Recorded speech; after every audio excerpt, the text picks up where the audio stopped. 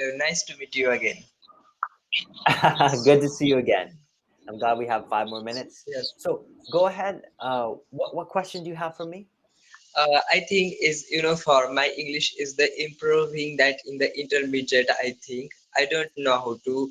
Whenever that to suggest for the other peoples, they are for in the pronunciations to make how to that clear and vocabulary they are to discussing for something like. Or you can also that suggest for your tips for me. Okay, very good. So at the intermediate level, the first thing is it just takes more time. From the beginner to the intermediate, you can improve very quickly, but from intermediate to advanced, you just know it's going to take more time and be slow. You need to be consistent. So you need to set your goal. What is my goal? Do I want to be better at talking? Do I want to be better at listening or reading? My pronunciation or my grammar?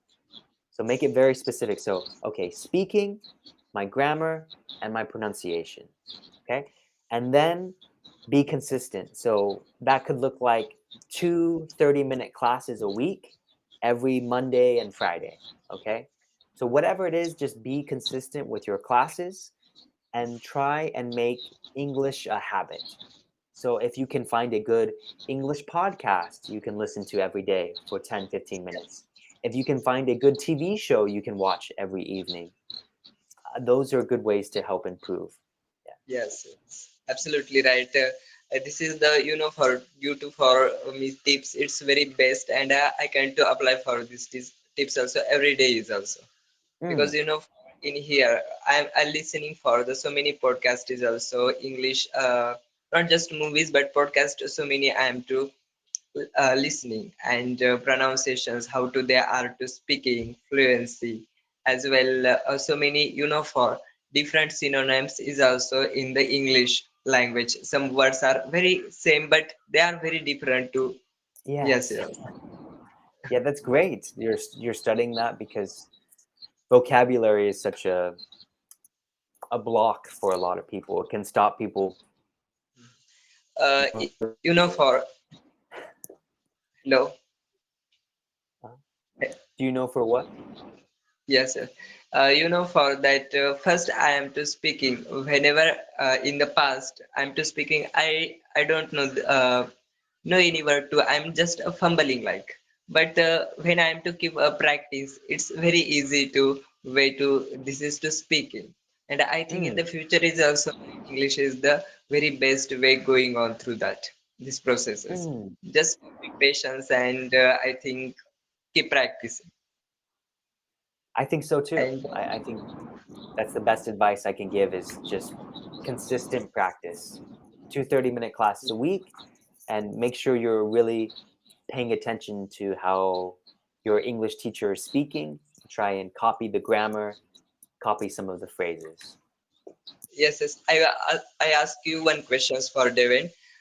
Whenever I to speak for for my native language is very different than the this English language. But whenever I Yes. am to think about first my native language, this is the very for hard to for first I am to for in the my mind to thought is processing for the my native language. Then translating Mm, for English language. This is the native mm. into the this English language. It's very hard, but in the keep practicing, it's very for normal is also happening.